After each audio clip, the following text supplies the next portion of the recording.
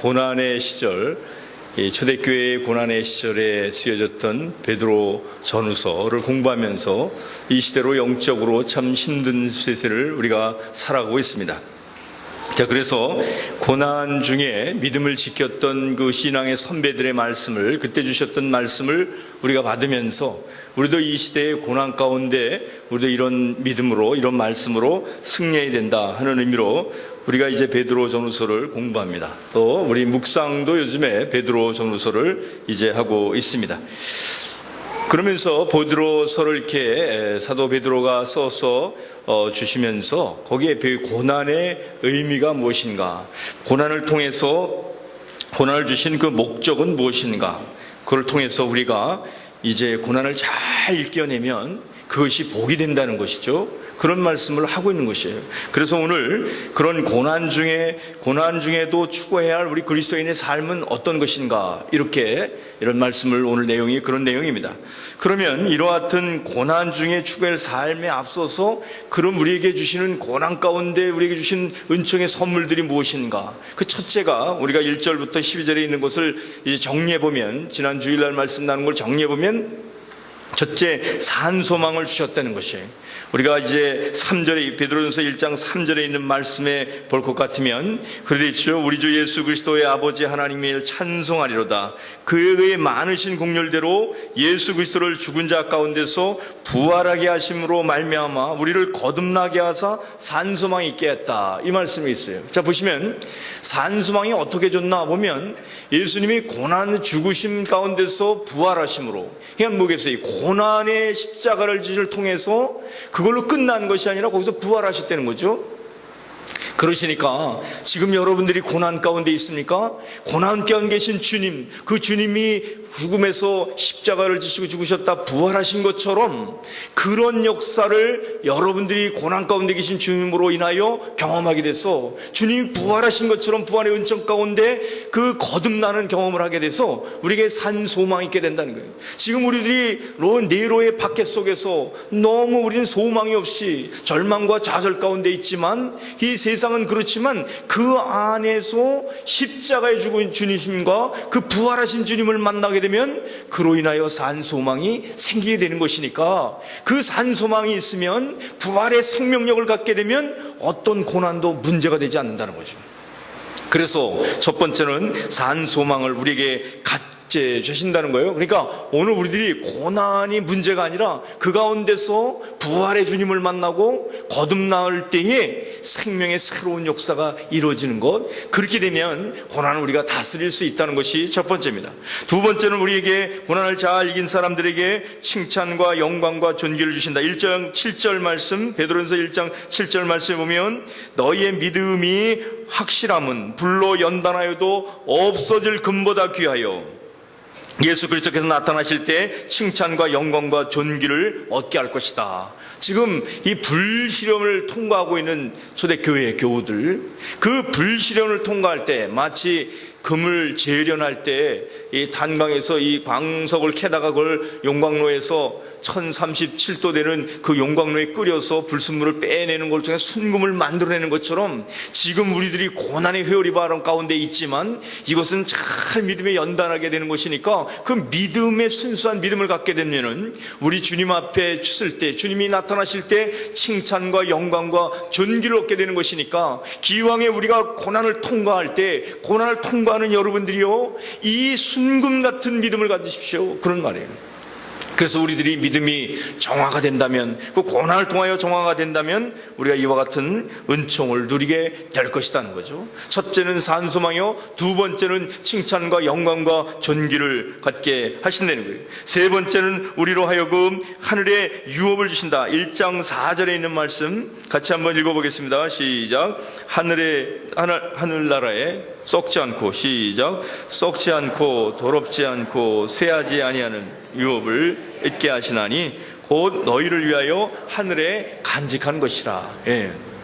그러니까 이 세상의 권력이 흔들어대고 세속의 욕망들이 흔들어대지만 그런 것들은 다 썩고 없어질 것이라는 거지. 그러니 그런 것 가운데서 그런 걸 붙잡고 그런 걸 지키려고 목숨을 걸고 그러지 말고 우리 하나님께서 준비하신 유업, 인헤리턴스를 이것을 보라는 거예요. 이것을 간직하라는 것이에요. 그것은 이 땅에 있는 것이 아니라 하늘에 간직했다는 거죠. 그러니까 이 하늘에 있는 이 유업을 받을 수 있어야 돼요.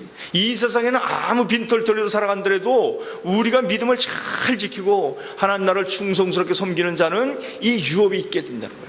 그러니 얼마나 놀라운 것이냐. 이런 유업이 고난에 통과하기 위해서 믿음을 지킨 사람들이 썩어질 것들은 다 불순물 빠지듯이 없어지는 것이고 순수하게 돼서 이런 것이 가지게 되는 거예요. 예, 이와 같은 것이 고난을 통과하는 믿음의 백성들이 저는 복이 되는 거예요. 첫째는 산소망이요, 둘째는 영광과 존귀, 이 칭찬이 되는 것이요, 세 번째는 유업이다. 이걸 기억하셔야 돼요. 마지막 한 가지는 더 하면 이제 8절에 있는 말씀이 올 것 같으면 그리 있죠. 한번 읽습니다. 시작. 예수를 너희가 보지 못하였으나 사랑하는도다. 이제도 보지 못하나 믿고 말할 수 없는 영광스러운 즐거움으로 기뻐하니. 그랬어요. 이것은 무슨 말씀이겠습니까? 이제 우리가 보지 못하는 예수를 여러분들이 믿는다는 거예요. 그렇지, 우리도 보지 못했어요. 예수님 만나시는데 우리가 영적으로 우리가 주님의 은혜를 받고 있지만 우리가 육안으로 본 주님이 없단 말이에요. 그러니까 보지 못하는 주님을 사랑하죠.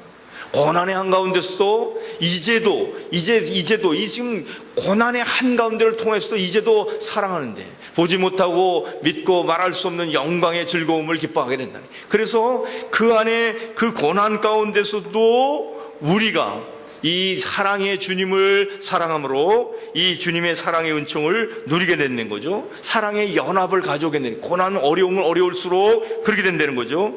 여러분, 사랑하는 사람을 위하여서 혹은 우리 공동체를 위해서 하나님의 나라를 위해서 고난을 받게 되면은 그 사람을 더 사랑하게 됐어요. 그렇죠? 사랑하는 어떤 사람을 위해서 고난을 받으면 그 사람을 사랑하게 돼 있다 그 말이에요. 그래서 이 고난 가운데 주님을 잘 사랑하게 되면은 그 사랑의 연대성을 갖게 된다는 거예요. 사랑의 연대성.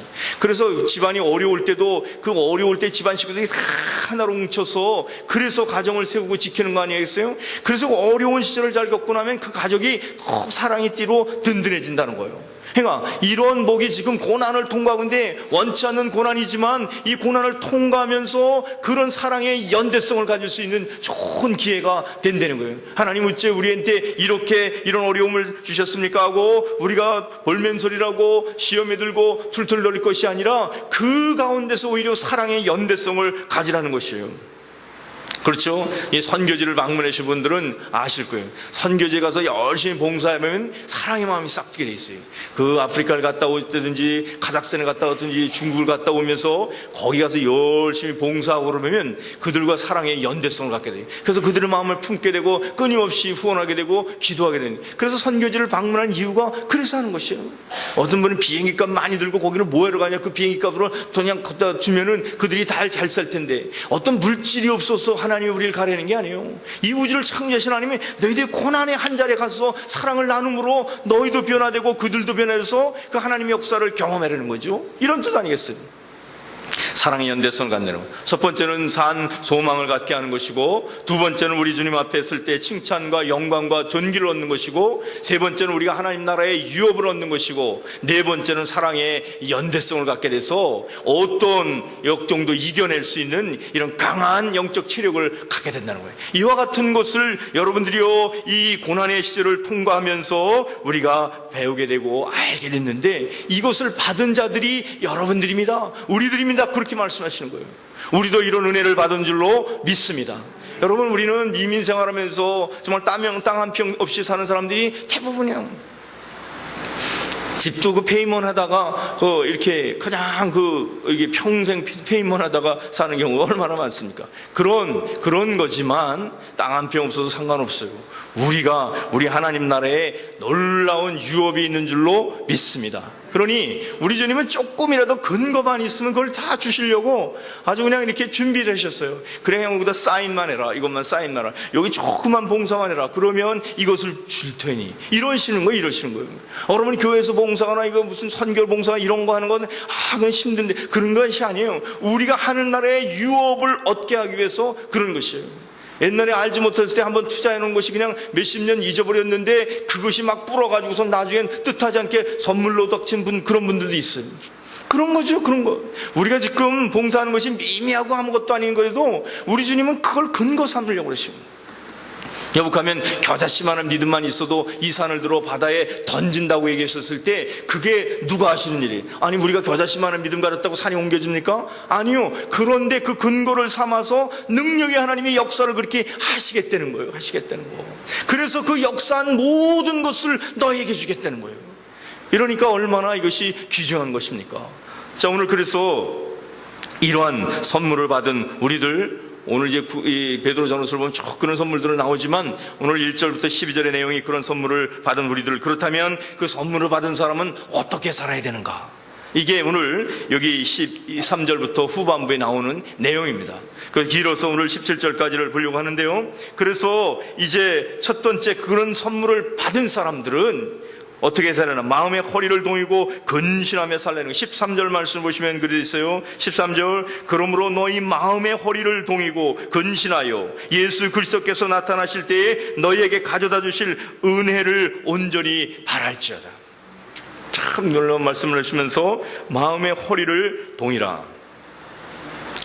중동 사람들의 그 옷이라는 게 다 이렇게 펌퍼하지만 그런 옷이에요. 우리 한복도 이렇게 보면, 한복도 이렇게 허리띠를 메고 이렇게 데님을 메고 이렇게 그렇게 해야 옷이 가든해지지, 그냥 폴로진 걸 입고서는 아무것도 못하잖아요. 그렇게 하는 것처럼 유대인들의 역사 속에 보면 출애굽할 때 그런 말씀을 하죠. 하나님께서 출애굽하는 백성들이 이 출애굽할 때 이제 그와 같이 출애굽기 12장 11절에 보면 거기 한번 보시겠어요? 허리를 띠라는 말이 거기 나와요. 출애굽기 함께 읽어봅니다. 시작. 너희는 그것을 이렇게 먹을지니 허리에 띠를 띠고 발에 신을 신고 손에 지팡이를 잡고 급히 먹으라. 이것이 여호와의 유월절이라. 마지막 열장에서 마지막 재앙을 할 때 유월절을 지키고 이제 출애굽을 막 나갈 때 그렇게 서두를 때 이런 자세를 가지라는 거예요. 그러니까 출애굽이라는 세속의 그 죄악된 세상을 벗어나서 하나님의 은총의 역사로 들어가는 그런 길목에서 이런 자세를 가지라는 것처럼 오늘도 우리가 영적으로 이 어둠의 역사 가운데 있는 그러한 초대교회, 지금도 우리 마찬가지죠. 그럴 때 이 옷매문세를 잘하는 건데, 옷매문세를 잘하는 게 아니라 오늘 마음의 허리를 동이라는 거예요. 마음의 허리, 이것이 얼마나 중요한지 알 수 없는 거죠. 마음의 허리를 잘 동이고 근신하라 할 때, 이 근신한다는 게, 근신은 잘못하면 근심하라 이렇게 들리는데 그게 아니에요. 셀프 컨트롤돼요. 자기 자신을 다스리라는 거예요. 자기 자신을 다스리는 거예요. 그러니까 우리가 이런 놀라운 선물을 받았다고 자만하지 말고, 그런 것이 예비됐다고 허세를 부리지 말고, 허리를 동이고 마음의 허리를 동이고 자기를 잘 다스려서 이 은총의 선물을 잘 받아 누릴 수 있게 하고 끝까지 이 믿음의 고난의 역사를 잘 통과하라는 거예요. 여러분과 우리에게 있어서 참 중요한 것은 이 다스리는 것, 마음을 다스리는 것이 얼마나 중요한지 알 수 없어요. 우리가 성경에서 누누이 실패한 사람들이 보면 마음을 다스리지 못해서 하는 경우가 누누이 많습니다. 큰 일을 경험할 때는 정말 마음을 잘 다스리고 영적 긴장을 가지고 이렇게 해서 그걸 잘 하잖아요. 그런데 그것이 풀려 있을 때, 너무나 사람이 이 긴장을 많이 하면 디프레션에 빠지잖아요. 그런 긴장을 하는 것이 아니지만 우리가 영적으로 긴장을 할 수 있어야 된다는 거예요. 이걸 다 풀어서 그렇게 나사 풀린 이런 문짝같이 이렇게 헐거우면 못 쓰는 것처럼 그런 영적인 텐션이 하나님 앞에 늘 있어야 돼요. 하나님의 사명에서, 하나님의 선물에 대해서, 하나님 내게 주시는 뜻에 대해서 그런 영적인 그런 것을 긴장감이 있어야 된다, 그런 말이에요. 이 세속의 세를 살면서 그냥 널 풀어주시면 우리가 세상에 빠져넘어갈 수가 있다는 거죠. 여러분, 출애굽했을 때 여단강을 건너서 가나안 땅에 갔을 때 여호수아를 중심으로 그 처음에 만난 것이 여리고성입니다. 여리고성을 어떻게 무너뜨렸습니까? 저들이 무슨 군사력이 많아서 전술이 좋아서 무기가 좋아서? 아니요. 그런 걸로 인해서 여리고성을 점령한 것이 아닙니다. 무엇으로 점령했나요? 저들이 철저히 하나님 앞에 순종함으로써 이렇게 무너뜨리게 됐다 그 말이에요. 하루 한 바퀴씩 7바퀴는 완전 수죠. 하나님의 그 뜻에 순종하는 그 숫자를 그들이 완전히 다 하나가 됐어. 그렇게 했을 때 그 난공불락의 성을 무너뜨렸어요. 이번에 이스라엘 가보니까 이 여리고성이 인류 역사에서 가장 오래된 도시 중에 한 도시더라고요. 그래서 이 여리고성은 굉장히 그 고고학자들에 의하면 이건 도대체가 그냥 이렇게 무너질 성이 아니라는 거예요. 그냥 누가 소리쳤다고 해서 무너질 성이 아니라는 거예요. 그런데 그때 마지막에 온 힘을 다해서 제사장과 온 백성들이 한 목소리를 다하여 외쳤을 때 무너뜨렸어요. 누가요? 하나님 무너뜨리신 거죠. 그런 역사를 경험했을 때 여호수아와 그 리더들이 그 다음에 공격할 아이성은 아이성이니까 아이같이 작아서 그런지 애게게 이렇게 하고는 이거는 그냥 우리가 뒤로 밟고 가도 이거는 이기겠지 이런 생각을 가졌어요. 그래갖고는 거기는 그냥 한 3,000명만 보내도 이길 것이다 이렇게 생각했어요. 여호수아가 하나님 앞에 한 번도 묻지도 않았어요. 가나안을 정복하는 것은요, 하나님의 역사를 경험하는 것이죠. 순종의 역사를 경험해서 그 은총에 누리는 것인데 한 번도 그것을 안 한 것이에요. 그러고 갔을 때 아이성에게 오히려 거기선 싸워서 진 것을 우리가 알 수 있습니다. 뭐겠어요? 영적 긴장을 루즈한 거죠. 잃어버렸기 때문에 결국은 그와 같은 것을 이길 수가 없어서 오늘도 마찬가지입니다. 우리가 영적으로 늘 주님 앞에서 바로 서서 내 마음을 세속으로 향하는 이런 마음을 다스리는 것, 이때에 그렇게 될 때 영적 승리가 계속 이어지는 거죠. 다윗이 고난받을 때는요 잘 견뎠습니다. 광야 10년에 사울왕을 피해서 다닐 때는 이번에 이스라엘 광야를 가보니까 기가 이런 데서는 어떻게 견뎌냈을까 할 만큼 황량한데요. 그런 데서 10년을 잘 견뎌서 시편을 기록하고 영적인 것을 했는데 다윗이 왕이 떡 되고 긴장감이 탁 풀리니까 뜰에서 바자마 바람으로 이렇게 왔다 갔다 하다가 넘어간 거예요. 우리아의 바사바한테 넘어가서 나락에 떨어지고 마는 것이. 왜냐하면 영적인 긴장이 풀려있기 때문에 그렇다고 말이에요. 언제나 누구나 예외는 없습니다. 다윗도 훌륭한 왕이요, 다 훌륭한 인물들이 많지만 누구든지 예외 없이 자기를 셀프 컨트롤을 잘못하기만 하면 여지없이 그렇다 그런 말이에요. 그래서 오늘 이와 같은 베드로 사도는 이 말씀을 하고 있는 거예요. 베드로 자기도 너무 잘 알죠. 자기가 영적으로 무너졌던 경험을 제일 경험한 사람이 자기예요. 예수님께서 시몬아, 누가복음 20면 시몬아 보라 사탄이 너를 밀가부르듯이 그렇게 하는도다, 그런 얘기를 해주셨어요. 그러니 근신하고 정신 차리라는 거죠. 내가 너를 위하여 내 믿음이 떨어지지 않기를 기도하였노니. 우리 주님께서 그런 걸 보시고 영적인 것을 보시고 기도했다는 거예요. 그러면서 너는 돌이킨 후에 내 형제를 굳게 하라, 그렇게 굳게 붙잡고 있으라고 그렇게 말씀했는데도 베드로가 아주 호언장담했어요. 그 말할 때 주여 내가 주와 함께 오게도 가고 죽는데도 가기를 각오하였나이다. 아주 자신만만하고 이렇게 했을 때 예수님께서 내가 다 굴기 전 3번 나를 부인할 것이다. 여지없이 우리 주님께서 끝까지 너와 이 영적으로 이 텐션을 갖지 않는구나 하는 것을 보시면서 안타까워서 하신 말인데, 거기에 베드로가 정말 그렇게 자기 자신에게 넘어가서 결국은 우리가 잘 아는 대로 예수님을 3번 부인했던 것을 우리가 잘 알 수 있는 것입니다. 자, 따라서 오늘 우리들이 여기 베드로 사도가 오늘 주신 이 말씀을 보면, 오늘 여기 이 13절에 있는 말씀은 너희의 마음의 허리를 동이라 그랬어요. 그리고 근신하여서 자기를 잘 컨트롤해서 예수 그리스도께서 나타나실 때에 너희에게 가져주실 은혜를 온전히 바라보고 나가라. 끊임없이 은혜를 바라보고 그 믿음의 경주를 나아가라는 거죠. 자, 그래서 이와 같은 경고를 무시할 때가 실패한 것처럼 이제는 나를 잘 다스리고 이 말씀을 붙잡고 나아가면 우리가 어떤 어려움 속에도 승리하게 되는 줄로 믿습니다. 이 승리의 승패라고 하는 것은 어떤 환경과 이런 것이 아니라 주님이 함께 하실 때 승리하는 것이에요. 주님이 가르쳐 주신 대로 따라갈 때 승리하는 것이죠. 우리들이 머리가 기가 막혀서 우리가 뭘 잘해, 그런 게 아니에요. 어떤 사람이 이렇게 하는 거 보면 저거 될까, 그런 사람들이 잘 되는 사람이 있어요. 음식점 비즈니스 LA도 이번에 가보니까 여기서는 누가 뭐가 될까, 근데 사람이 그냥 끊이지 않고 바글바글해요. 이게 이해가 안 돼. 그걸 보면 뭔가가 다른 것이 있는 거죠. 그런 것이 어떤 데는 장소 좋고 잘 될 것 같은데 안 돼요. 왜 그렇겠습니까? 우리를 주님이 함께 하시는 방향으로 가고 있는가? 이게 중요한 것이에요. 롯이 자기가 선택한 것이 정말 에덴 동산 같은 데를 선택하고 정말 물이 있고 잔디가 좋은 곳을 선택했지만 그곳에서 성공을 못했습니다. 자, 그래서 오늘 여러분과 제가 영적인 방심한 신뢰가 나에게 있어서 어려운 일을 겪었나 한번 생각해 보시면서 말씀 들으세요. 내가 그런 일이 언제 있었는가 한번 보시고 내 삶 가운데서 영적 긴장을 통해서 잘 컨트롤해서 승리한 때는 어느 때인가. 사실 이런 것을 하면서 이때 이제 워크숍을 해야 되는 거거든요. 옆 사람과 나눠보면서 그런 경험이 있습니까? 이렇게 얘기하고 그럴 때 어떻게 이겼습니까? 이렇게 하면서 그것을 이 말씀을 나에게 적용해서 구체화시켜야 돼요. 그래야 내가 좋은 말씀을 듣는데 듣고 나가면서 다 잊어버려요.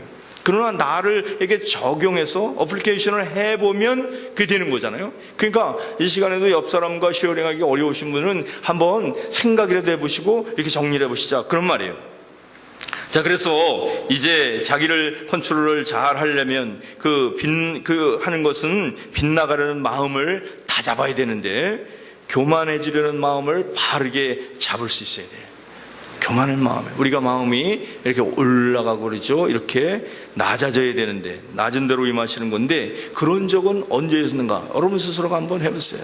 생각하고 그런 요소가 나에게는 왜 그랬을까를 왜를 노트에 적어놓고 그를 40일 동안 해서 뿌리를 뽑아내야 돼요. 우리 영적 전의를 해보면 예배당에도 많이 다니고 신앙생활 오래 했는데도 안 바뀌는 분들이 많아요. 왜 그런가 하면 그냥 그 습관을 안 바꾸는 거예요. 이것을 바꿔야 되는데 그럼 그거를 그냥 없어지지가 않아요. 우리 성경 공부할 때 이제 이 퍼플 컬러의 컴플레인 프리 밴드를 이렇게 하는데 어떤 분은 특별한 사람만 받는 줄 알고 또 시험이 든다고 그러는데 절대 시험 들지 마세요. 컴플레인 많은 사람에게 끼는 거니까 그분을 보면 아이고 불쌍합니다 그러고 기도해 주셔야지 아이고 나는 목사님이 그것만 줬대 그러고선 또 시험 드는데 절대 시험 들지 마세요. 예. 그러니까 그거 왜 그러냐면 40일을 안 해야 하나 없어진다는 거예요. 컴플레인. 어떤 사람 남 얘기 막 하는 사람 늘 부정적으로 이런 습관 이게 고치기 어려워요. 그런데 그걸 40일 동안 안 해야 그게 프리가 된다는 거예요. 그러니까 적어도 40일에다 39일에 한 번 했으면 다시 이쪽으로 끼고선 돌려 끼고 또 40일 그때부터 또 다시 40일을 해야 돼. 그렇게 어려운 거 쉽지 않다는 거예요. 쉽지 않은 거예요. 그러니까 역사라는 게 이렇게 긴 거죠. 그렇지 않으면 다 그냥 성인군 성자가 됐으면 역사 벌써 다 끝났죠. 그렇지 않겠어요? 그러니까 여러분과 제가 그런 것이 있으면 한번 해보고 그렇지 노트를 펴놓고 적어보고 해보라는 거예요. 두 번째, 우리 마음을 다스릴 것, 남을 이용하려는 생각을 다스려서 오히려 그를 배려하고 세워준 적이 많은가? 이것을 잘 해보셔야 돼요. 그러니까 지금도 나는 그냥 남을 이용하거나 남을 부려먹거나 이런 생각이 많이 있었는가? 아니면 참 남을 세워주고 배려하고 있는가? 그런 것을 해보면서 왜 그때는 나는 그 사람을 하나님의 형상을 드린 인격자로 보지 않고 그를 이렇게 자꾸 이렇게 했는가? 그런 것을 하는 것을 자꾸 우리가 컨트롤할 수 있어야 된다 그 말이에요. 그렇죠? 그렇게 해볼 수 있어야 된다. 세 번째로는 또 자기중심으로 하는 언제나 자기중심으로 끌어가려고 하는 셀프 센터드 하는 그런 생각에서 공동체를 세우는 헌신하는 마음으로 가져야 된다는 거. 이걸 다스릴 수 있어야 돼. 나 중심으로 언제나 어떤 보면 자기중심이 돼야 돼. 사진을 찍어도 언제나 내가 잘 나와야 돼. 그냥 좋은 위치에 서서 꼭 그렇게. 이런 분이 꼭 있어요. 근데 남들을 거기다 세워놓고 저 옆에서 서주면 누가 이모라고 제일 기뻐하시는 분이 있어요. 그런데 그렇죠? 그건 얼마나 귀여워요. 우리 이양수 권사님 말하는 게 아닌데 너무나 재미있습니다. 이렇게 우리가 그런데 그런 건 괜찮아요. 그런데 이런 공동체 생활을 함에 있어서 항상 그런 배려와 이것이 있는데 언제나 자기 이권을 생각하면서 이렇게 하는 경우가 있어요. 그러면 교회가 공동체가 병드는 것이에요. 이런 섬기는 사람이 많아야 되는 거죠. 또 네 번째로 생각해 보는 것은 나를 다스린다고 했을 때 제가 설교를 준비하면서 지금 다스리는 것은 어떤 것을 할까? 그러니까 샘플을 좀 생각나야 돼. 그러니까 내가 막 이런 게 생각이 나더라고요. 그래서 적어가지고 여러분 쉐어링하는 거 이거보다 더 많은 생각이 여러분에게도 나실 수가 있어요. 그렇죠? 그러면서 주인 노릇하려는 마음을 내려놓고 주인의 뜻과 마음을 품고 이렇게 하는 주인 의식을 가지는, 주인 의식과 주인 노릇은 달라요. 주인 노릇은 언감생긴 자기가 주인이 돼갖고 이렇게 매니플레이트 하는 거예요. 그러나 주인의 뜻, 주인 의식을 갖는다는 것은 주인과 마음과 뜻과 방향이 같아지는 것이에요. 그래서 따라가야 되는데 이것을 늘 그렇게 하지 않는단 말이죠. 주인 노릇을 하면서 주인 의식을 갖고 살아가는 것처럼 생각하는 사람도 해중에 있다 그 말이에요. 따라서 오늘 우리가 이와 같은 것을 잘 나를 다스리는데 이런 것도 다스려보자. 마지막 한 것은 이기심과 욕망을 다스려서 주님을 사랑하는 인간미가 있고 따뜻한 사람을 되어야 된다는 거, 이렇게 되지 않는 이런 것들을 요소가 뭘까 한번 쭉 하면서 여러분이 한번 자기 자신을 검증해보고 그래서 그걸 한 번씩 바꿔가보는 게 중요하다고 그래요. 여러분, 우리가 잘 아는 투투 주교라는 분 있죠. 이제 인종차별 운동을 전개해서 노벨 평화상을 받았던 그 남아프리카 공화국의 그 투투 대주교라고 하는 분이 있습니다. 그에게 질문하기를, 당신은 어떻게 해서 이 성공회 요즘에 말도 많고 탈도 많았던 그런 이제 교단이었는데 거기에 이제 아프리카의 그런 주교가 됐는데 이제 어떻게 해서 그렇게 됐냐니까 자기 어릴 때의 경험을 얘기했어요. 이분이 어릴 때 경험을 했는데 그 남아프리카 공화국이라는 게 인종차별이 너무나 심해서 이제 인종차별이 심하니까 이렇게 길을 가다가도 저쪽에 백인이 나타나면 흑인들은 옆에서 서서 고개를 숙이고 그 사람 다 지나갈 때까지 이렇게 있어야 된다는 거예요. 이렇게. 그러다 그렇지 않았으면 그 매를 맞거나 이렇게 끌려가거나 이러니까 그런 사회에 있는데, 그래서 저기 백인이 이렇게 오는데 자기하고 어머니하고 투투가 어릴 때 어머니하고 이렇게 쭉 서 있는데 저기 잘생긴 백인이 이렇게 오더라는 거예요. 그래서 옆으로 서서 이렇게 했더니 오히려 그 백인이 모자를 벗고는 탁 하면서 먼저 가시라고, 부인 먼저 가시라고 얘기더래요. 그래서 자기 어릴 때 자기 어머니한테, 어머니 저 사람이 누구인데 다른 백인과 다르게 행동하는 저분은 누구입니까? 그랬더니 그 어머니가 말씀하기를, 저분은 주교님이신데 저분은 성경의 말씀대로 선한 일을 행하고 살아가시는 훌륭하신 분이시란다. 그 말을 했다는 거예요. 그때 이 어린 투투의 마음의 인생을 완전히 바꿔놨다는 거야. 저 사람처럼 내가 돼야 되겠구나. 그 마음을 품고 정말 그렇게 자라서 그가 남아프리카 공화국의 성공회의 이런 대주교가 됐다고 하는 것이에요. 이것을 통해서 우리가 이 일러스트레이션을 너무나 잘 합니다. 그런데 중요한 것은 그 백인 주교는 그런 사회가 관용법으로 다 통하고 있는 그럴 때, 우리 옛날에 한국에도 선교사님 오실 때 보면요, 선교사님들이 와서 인력거도 타고 다니기도 하고 그랬어요. 그 옛날 선교사님 잘해보면 또 잘못되는 선교사님도 많이 있지 않겠어요? 그 옛날에 시골에서 그 닭고기 이런 거 먹기 어려울 때 그 선교사님 오시면 닭을 씨암탉을 잡아다 이렇게 탁 놓는데요. 그러면은 그 시골에서는 그걸 같이 나눠 먹으려고 다 또 뜯어갖고 이렇게 해서 국그릇에 넣고 이렇게 해서 먹고 그러는데, 그 선교사님들이 그거 미국식으로 하려면 통째로 갖다 놓으라고 그러더래. 통닭째 갖다 놓으라 그래. 그래서 그 다음에는 통 한 마리를 단수하는데 동네에서 그 다들 애들이 숨기고 저거 누가 어떻게 보니까 혼자서 그걸 다 잡수시더래, 다. 그래서 시험이 들었다는 거예요. 애들이 그걸 보고 그렇게 그 문화와 다르게 살아가는 선교사들도 많아 있었어요. 그런데 어떻게 해서 이분은 그렇게 하실 수 있는 그것이 무언가 하는 것을 질문했다는 거죠. 그렇죠?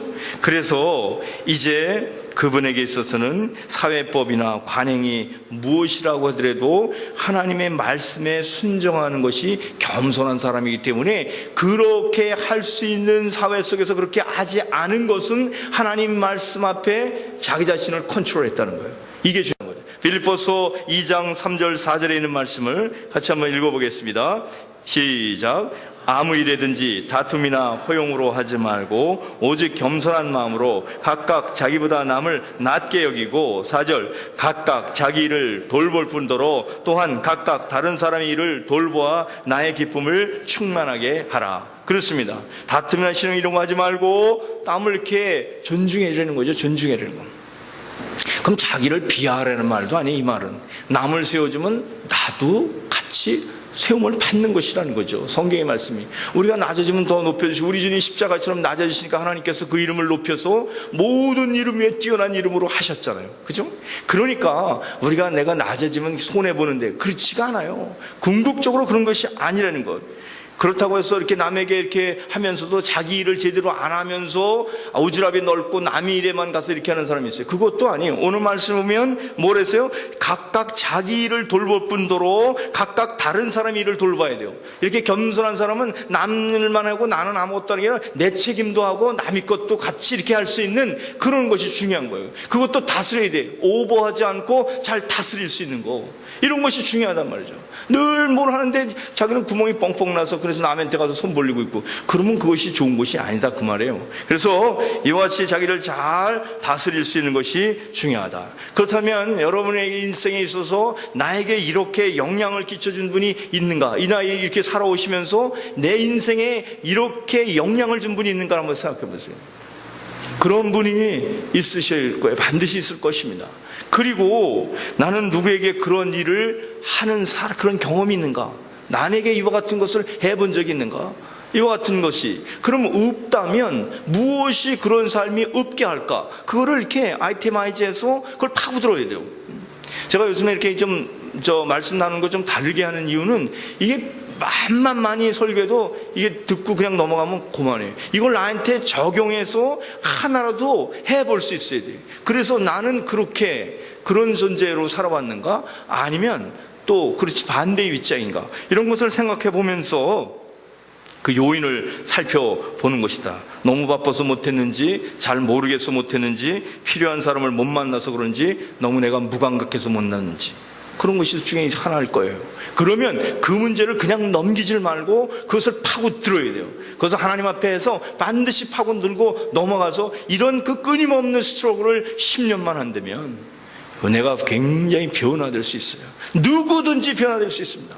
제가 지난번에 결혼식 하는 거 보고 정말 한국에서 정말 이렇게 고아로 자란 자녀가 정말 미국에 오는 그 미국의 좋은 부부 밑에서 자라서 그 아주 훌륭한 인물이 돼서 결혼시키는 걸 보고 한국에 그냥 버려진 아이로 태었다면 그건 사회의 천덕꾸리뿐이 안 됐을 거예요. 그런데 그 좋은 부모님, 미국에 있는 부모님 밑에서 잘 이렇게 자라니까 이렇게 변화될 수 있는 걸 보면 문제는 이와 같은 우리는 C가 문제라고, 아이고 이거 종자가 틀려서 그렇다고 늘 그렇게 했네. 그렇지 않아요. 사람은 고부고부해. 다 누구나 다 포텐셜이 있습니다. 그런데 그것을 어떤 환경 속에서 잘 가꾸어지느냐에 따라서 결과가 다른 것이에요. 여러분, 나는 정말 이렇게 해서 내가 무슨 일을 할까 이런 생각 갖고 이게 쉬운데 그렇지 않아요. 여러분, 우리가 생각할 때 백범 김구 선생 그러면 굉장히 아주 용감한 사람이요, 그렇잖아요. 근데 백범 김구 선생에게는 뭐가 있었냐면 자기 외모에 대한 자신감이 있었대요. 나는 왜 이렇게 못생겼을까? 늘 그랬답니다. 그런데 그분이 하나의 글을 읽게 됐는데 그 글을 읽으면서 그가 이제 변하게 됐다는 거예요. 얼굴 좋음보다는 몸 좋음이 더 중요하고 몸 좋음보다 마음 좋음이 더 좋은 것입니다. 그 말을 듣고 그렇지, 자기 마음을 바꿨다는 거예요. 그래서 늘 그런 외모에 대한 열등의식을 다스려서 그가 백범 김구 선생의 위치에까지 갈 수 있다는 거예요. 작은 거 하나를 컨트롤하니까 민족의 지도자가 되는 거예요. 지도자가. 생각을 해보세요. 그렇죠? 지금까지도 외모 탓하고 맨날 거울 보고 이렇게 있었다면 그분이 뭐 했겠어요? 그렇잖아요? 그러니까 여러분과 제가 있어서 정말 은혜 받으면 다 예쁘게 돼 있어요. 자기 예쁘가 다 돼 있어요. 이 보톡스 이런 거 안 맞으셔도 돼요. 그냥 다 예쁘십니다. 저는 성민들이 그렇게 예뻐 볼 수가 없어요. 제가 눈이 작아서 못 봐서 그런지 몰라도 정말 아주 예쁩니다. 왜냐면 은혜 받으면 여러분 스스로도 대견스러운 것이에요. 우리 자녀들 보면 자기 자녀 못생겼다는 사람 난 못 들어봤어요. 객관적으로 보면 이게 인물이 아니야, 확실히 봐도. 그런데 그 어머니 눈에는 그렇게 안 보이는 거예요. 그게 정상이지. 그게 정상인 거예요. 하나님 눈에도 다 하나님이 만드신 작품들 아닙니까? 그러면 하나님이 어떻게 보시겠어요? 똑같죠. 우리 부모도 그렇게 보는데. 그러니까 이와 같은 것을 잘 다스리는 것만 한다면, 근신한다면 우리가 누구나에도 변화의 역사에 쓰임받을 줄로 믿습니다. 두 번째 오늘 말씀은 거룩한 삶을 살리는 거예요. 자기 자신을 다스리고, 두 번째는 자기 셀프 컨트롤은 자기를 다스린 것이라면 거룩하는 것은 주님을 향하는 방향성이 달라요. 요것을 차이가 있습니다. 그러니까 오늘 14절을 보면 부정적인 명령과를 달리 15절 16절에 성도를 향하여 적극적인 명령, 거룩한 삶을 말하죠. 오늘 14절 보면 그리 되어 있습니다. 너희가 순종하는 자식처럼 전에 알지 못할 때에 따르던 너희 사욕을 본받지 말고, 이 사욕이라는 게 욕망이죠. 영어 성경에는 evil desire 그랬어요. 악한 동기, 이런 것을 본받지 말아요. 그런데 이게 기독교인들에게 쓴 거니까 교회 중인데도 이런 게 있다는 거예요. 그러면서 말씀하기를 15절 오직 너희를 부르신 거룩한 이처럼, 우리를 부르시니까 거룩하시는데 그 거룩하신 하나님처럼 너희도 모든 행실에 거룩한 자가 되라. 16절 같이 읽습니다. 시작.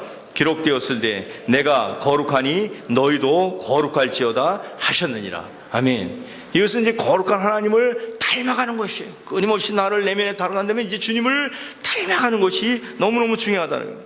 그래서 거룩한 말이라고 하는 것은 이제 막 그냥 영적으로 굉장한 이 고향 때 그런 거 아니라 구별하는 거예요. 주님을 위해서 끊임없이 주님을 인정하고 주님의 뜻을 위해서 내 삶의 영역 가운데서 구별하는 거예요. 구별되는 거죠. 구별시키는 거라고요. 그래서 이런 말씀을 하신 것은 그 당시 그리스도인들이 이방 문화에서 그 제사지라는, 여러분 터키 이런 데 가보세요. 그 신전이 어마어마해요. 신전이. 그 교회는 저 귀퉁이 무슨 큰 집에 이렇게 작은 무슨 헛강 같아요. 그런 데서 예배드리고 그랬어요.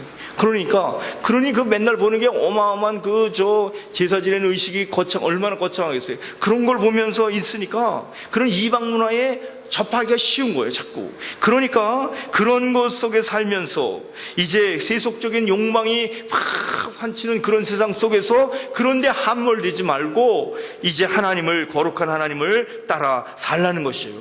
그 문화와 삶에서 함몰되지 말고 거기를 벗어나서 살라는 거죠. 그래서 우리가 이게 거룩하게 구별되는 것은 모든 것을 성자가 붙잖아요. 구별할 때 거룩할 성자가 이 성물, 이런 것을 성물에, 이 마이크도 똑같은 마이크지 무슨 이게 나이트클럽에 쓰면 나이트클럽 쓰는 마이크예요. 그러나 예배당에 하나님을 위해서 쓰이는 마이크에 성물이 되는 거예요. 성물. 이렇게 구별되는 거죠. 그래서 노래도 성가라고 부르죠. 성가. 구별됐다는 거예요. 하나님을 위해서, 무엇을 위해서? 하나님을 위해서 구별된 것이고, 이 예배당을 성전이라고 하죠. 거룩한 전이라는 거예요.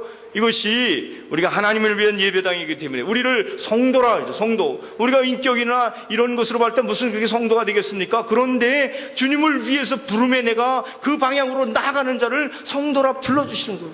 이게 얼마나 큰 은총이냐 그러죠.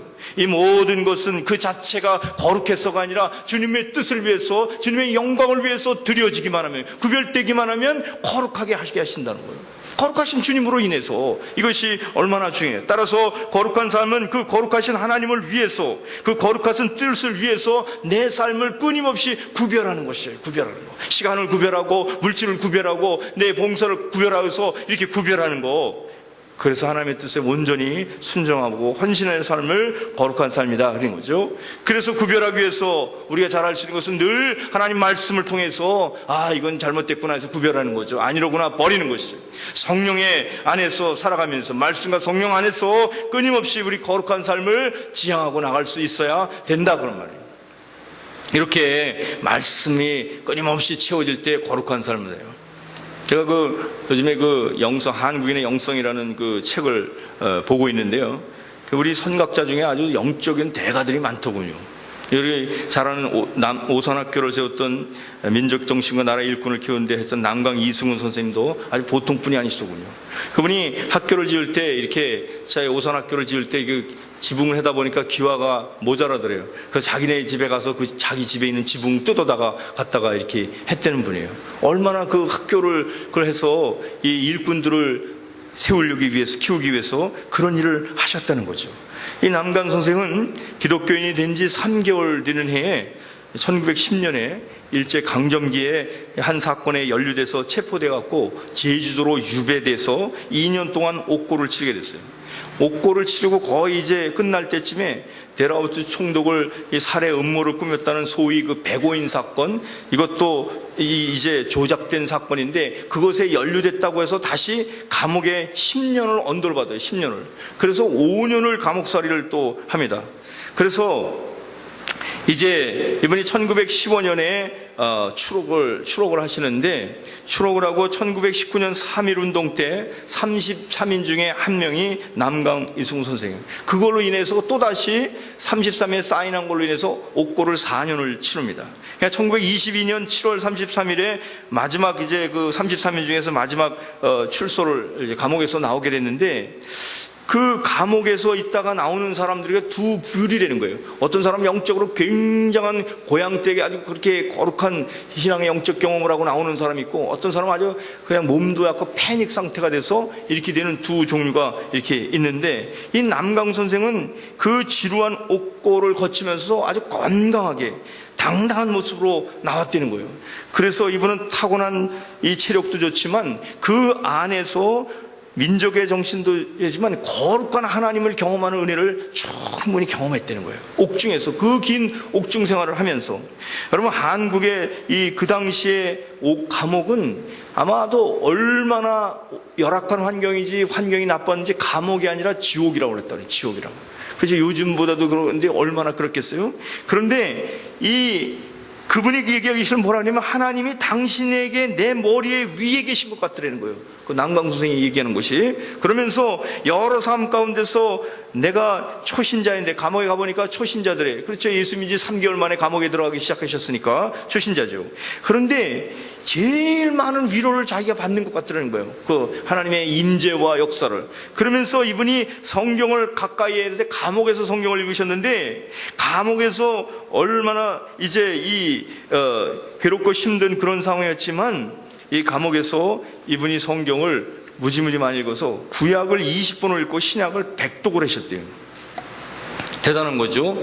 그러면서 그 감옥에서도 이 제일 젊은 사람 하기 싫은 것이 그 화장실, 그 안에 있는 화장실 변기를 치우는 일이에요. 그건 아무도 안 하는데 그것을 이 남강 선생이 추록할 때까지 그걸 하셨다. 그런데 그 일을 하면서 그렇게 감사할 수가 없었다는 거예요. 그때 그가 그런 얘기를 했어요. 주여 감사합니다. 바라건대 이 감옥에서 나가는 날 이 백성을 위하여 이 똥통을 소지한 것을 잊지 말게 하여 주옵소서. 내가 겸손히 낮아지는 삶을 끝까지 살게 해달라는 그런 결심을 하게 됐다는 거예요. 이게 얼마나 중요해요. 그래서 이런 기도를 하고 나오셨다는 거예요. 그러면서 51살에 이제 그 남강생이 이제 1919년 그 전에 장로가 돼서 교회 장로가 되고, 그래서 기독교 대표로 이제 거기 들어간 거 아니에요. 33인 중에서 그 사인 33인 그 발표할 때 또 우리 한국 사람은 누가 제일 먼저 들어가느냐 이거 갖고 싸움이 붙었대요. 논쟁이 됐대. 누구 이름을 제일 먼저 쓸 것이냐, 뒤를 쓰냐, 중간 쓰냐. 그때 남강 선생이 여기 이름 순서는 죽는 순서니까 저 손병이부터 먼저 쓰라고 그랬대요. 손병이 천도교회 대표니까 천도교 대표를 먼저 쓰라고 그랬다는 거예요. 겸손하게 양보하시는 거를 그렇게 표현한 거죠. 그런 마음이 어디서 왔냐면, 하나님 말씀을 읽고 은혜를 받고 보니까 이런 거는 아무것도 아닌데 이런 거 갖고 기싸움하고 이러고 있다는 거예요. 이런 거 얼마나 우스꽝스러운지 모르죠. 그래서 이분이 그와 같이 하면서 51살에 평양신학교에 들어가서 신학 공부도 했던 그런 분입니다. 어쨌든 이분의 위대한 일을 감당할 수 있고 거룩한 삶을 살 수 있었던 것은 환경이 결코 안 했어요. 그렇게 열악한 환경이 있을 수가 없는데 거룩하신 하나님의 임재를 경험하고 그 하나님을 향하여 거룩한 삶을 끊임없이 내딛더니 그 변기통 치는 것이 거룩한 일이 됐다 그 말이에요. 이것이 얼마나 중요한가. 오늘 우리에게 있어서 구별된 삶은 내가 어떻게 살고 있나, 이제 적용을 해서 여러분과 제가 내 삶 속에서 주님을 위해서, 주님의 뜻을 위해서, 주님의 영광을 위해서 내가 어떻게 시간을, 어떻게 물질을, 어떻게 나의 몸을 구별하는가, 이것을 날마다 하셔야 돼. 날마다. 그러면서 그것이 안 되는 거 있으면 그 요소를 붙잡고 우리가 기도할 수 있어야 돼. 여러분의 삶 속에서 내게 영적으로 거룩한 은혜를, 영향력을 끼친 사람이 누구인가? 그런 사람이 있으신 일 살펴보세요. 없으시면 내가 그 사람이 되어돼서 나를 보는 후배들이나 나를 따라오는 사람들 중에서 내가 이런 영향력을 미쳐야 되겠구나, 거룩한 영향력을 미쳐야 되겠구나 하는 것을 우리가 할 수 있어야 된다 그 말이에요. 그래서 잘 안 되는 이유가 있다면 무엇인지를 또 잘 분석해서 그것을 이제 주님 앞에서 없애버려요. 성령의 불로 태워버리게 돼요. 그리고 또 오면 태워버리고 끊임없이 이것을 해서 언젠가 우리가 점점 영적으로 거룩한 위치에 갈 수 있어야 된다는, 그래서 우리 하나님께서 우리를 연단시키는 거예요. 연단시키는 거예요. 욥기 그 유명한 23장 10절에 있는 말씀, 그 유명한 말씀이죠. 같이 한번 읽어봅니다. 시작. 나의 가는 길을 오직 그가 아시나니 그가 나를 단련하신 후에는 내가 정금같이 나오리라. 연단하고 훈련하는 것이 반드시 필요해요. 연단, 도키모스라는 연단이 헬라말로 도키모스인데, 이 금 재련했을 때 금이 정품이 딱 나와서 불순물이 없고 딱 나오면 도키모스 그렇게 도장을 찍어줬다는 거예요. 우리 한국에는 KS 마크 정품 도장 찍듯이 그렇게 했다는 거죠. 그것이 연단이라는 말의 의미예요. 연단이라는 말. 우리 주님께서 이와 같이 해서 우리로 하여금 그렇게 그 은총의 역사에 누리게 하기 위해서, 거룩한 역사를, 그 예비한 그 은총을 충분히 누리게 하기 위해서 우리에게 연단시키는 거예요. 때로 고난의 연단을 통과하면 하나님 감사합니다. 내게 빼내갈 불순물이 있으면 빼어나가게 하여 주시옵소서. 어려움을 닥치면 기왕에 어려움하는 거, 내가 이걸 통해서 나를 훈련하고 연단해야 되겠습니다 라고 이렇게 마음을 드시면, 그러면 그것이 문제가 안 된다. 아니 하나님, 내가 이랬는데 나를 감옥에 보냅니까? 이럴 수가 있겠어요? 막 이러면서 벽을 들이받고 막 이렇게 한다고 그러면 그 얼마나 딱한 노릇이에요. 하나님, 내가 주를 위해 충성했는데 나를 이렇게 하셨으면 여기서 반드시 할 일이 있는 줄로 믿습니다. 바울사도 그렇게 하는 거 아니겠어요? 그렇게 하다 보면 모든 것이 감사한다는, 전천후의 감사. 지난번에 지난 황성두 박사 지난 요 수요일에 그거 있잖아요. 전천후의 감사. 이래도 감사 저래도 감사할 수 있는 것이 바로 그래서 하는 것이다 그 말이죠. 얼마나 중요한 일인지 알 수 없어요. 그래서 오늘 마지막으로 6절 7절 베드로전서 1장 6절 7절 말씀 같이 한번 읽어보겠습니다. 시작. 그러므로 너희가 이제 여러 가지 시험으로 말미암아 잠깐 근심하게 되지 않을 수 없으나 오히려 크게 기뻐하는도다. 너희 믿음이 확실함은 불로 연단하여도 없어질 금보다도 귀하여 예수 그리스도께서 나타나실 때에 칭찬과 영광과 존귀를 얻게 할 것이니라. 아멘. 이런 목적을 위해서 우리가 힘쓰고 애쓰는 저와 여러분 되시기를 주님의 이름으로 축원합니다. 좋으신 우리 아버지 하나님, 오늘 이전에게도 귀한 말씀을 통하여서 참으로 영적으로 저으로 어두워가는 이 세상 가운데서 우리 믿음의 백성들이 어떻게 살아가야 할 것을 가르쳐 주신 것을 감사드립니다.